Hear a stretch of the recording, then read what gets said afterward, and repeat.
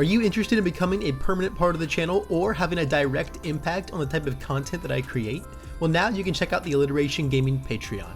Throughout it, you're going to find a handful of different tiers that can include special perks like shoutouts on the supporter card at the beginning of all my videos, access to the private channel in my Discord, and the ability to watch all of my content on Patreon a couple weeks early and totally ad-free. On top of that, the different video tiers will let you commission videos directly from me. We can build a deck together, you can send me some gameplay to commentate, or even select a character for me to spotlight. You can also now join the Alliteration Nation by becoming a channel member on YouTube. Pledging your subscription here is going to grant you a same spot on that supporter card and access to that same Discord channel, as well as hook you up with a member's badge that levels up and access to emotes when I stream on YouTube. I'm going to have the Patreon link down below to check out, and the Discord should you want to join that. And if you want to become a channel member, the join button is what you want to hit. If you end up supporting my work in any way, thank you so much. I'm incredibly grateful, and I can't wait to provide you with more top-notch content at my trademark top speed. Now, let's get on to the video. Good evening, my dear viewers, and welcome to another Alliteration Gaming video. My name is Levi, and we've got another spotlight today, courtesy of one of my newest patrons, Trax. I am going to spend this evening talking to you guys about the multi-armed mutant from Class 1A, Mezo Shoji 2.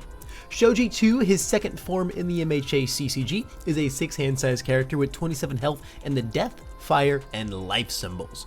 Shoji is one of the most unique characters in our game space because he's all about putting counters on himself. These imaginary pieces that exist outside of the game, Dupli-Arms counters, are what we create and rack up to enable all of our abilities. Our static says that when our turn comes around, we have to lose any of the arms still remaining on us and grow 4 new ones. This means that we cannot carry them over through turns, so we have to use them or lose them.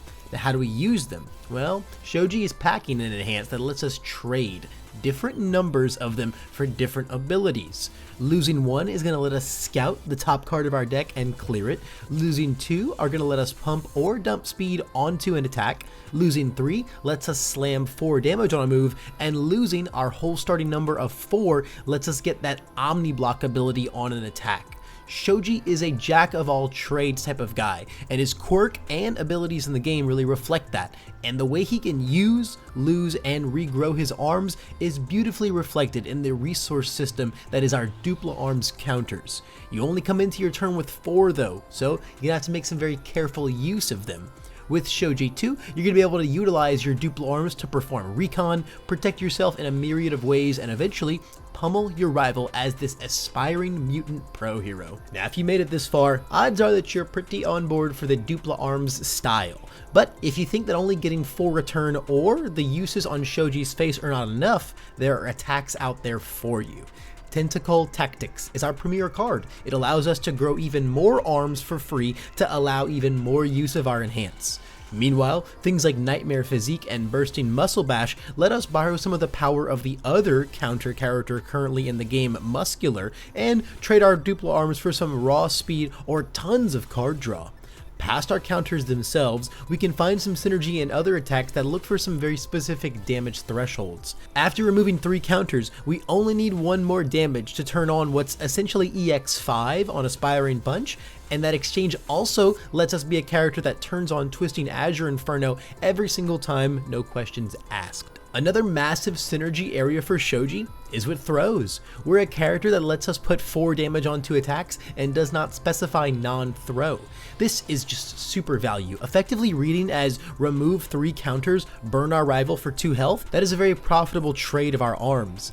As the symbol with some of the best throws in the game, this is of course where life really shines, especially when it comes to reverse throw. In a similar vein as those cards that we saw earlier, once it hits that 9 damage threshold from our character's enhance, we're turning on its own enhance to draw for sure. But even if they're not pulling as much weight as that beast, you're going to find tons of value in any other throw as well, just due to how powerful putting so much damage onto them can be. When it comes to our foundations, they can be just as crucial in keeping the Dupli-Arms growing. Window Shopping is our signature gray card, letting us change momentum for even more counters, also making our throws even better, as every guaranteed hit means guaranteed momentum, means packing more momentum and more arms. Childhood Friends also lets us recur Tentacle Tactics, as well as our other attacks that interact with counters so that we can hone in even more on attacks that use our specific niche style. Coping with number 1, full on attack mode and excited for blood, are also a nice little trio of cards that interact really well with our throws and their guaranteed damage. They add some nice draw power, some extra damage, and healing when we're using them. Lastly, Haughty asks us for a 10 damage move. That's not a lofty condition when we have +4 on face, and when we have -2 speed on face, that of course makes us one of the best spooky users around, just giving us even higher chances of being able to swap an attack to 0 damage. Now, speaking of speed reduction, we should keep our board extremely healthy with that as well. When your character has Wall Cling's Omni Block type ability on face, we want to make sure that attacks are never too fast to stop. Eliminating the need to worry about having the right block zone to an extent means the only concern we have is the moves being slow enough to handle. We tack on some of the best speed reduction in the game, like Graceful Maneuvers, Heroic Lineage, Rescue Completed. These can all really prove Shoji to be a tank. On top of that, why not have even more Omni Block protection? Between Shoji's own enhance, self-assured zone manipulation, and the double up on our enhance in things like Faith Shield and Wall Cling, you're going to realize that Shoji can be a really seriously tough character to take down once he's on the back of all of this premium protection. Now, when it comes to Shoji's assets, we are a set 3 character, so we should absolutely take advantage of being able to use class lineup. Now, its symbol necessity might seem like a stretch, but you'd be surprised how consistent some of the strongest symbols around are always going to be packing things with those symbols in them, and at how strong consistently committing those cards can be. I also really like Tray Sheet Cape with Shoji, letting us reuse things like window shopping and childhood friends, and Young Heroes is just always a great card to protect us from attacks that get too large for us to handle. Now, when it comes to actions, Shoji is going to be blocking a lot, so he really enjoys his defensive blue cards.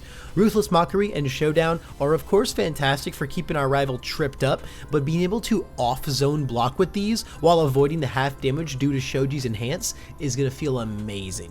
It's already going to be really hard for your rival to take momentum against you because of that enhance as well, but Capture Evildoers can do a great job at cleaning up any that you do let slip by.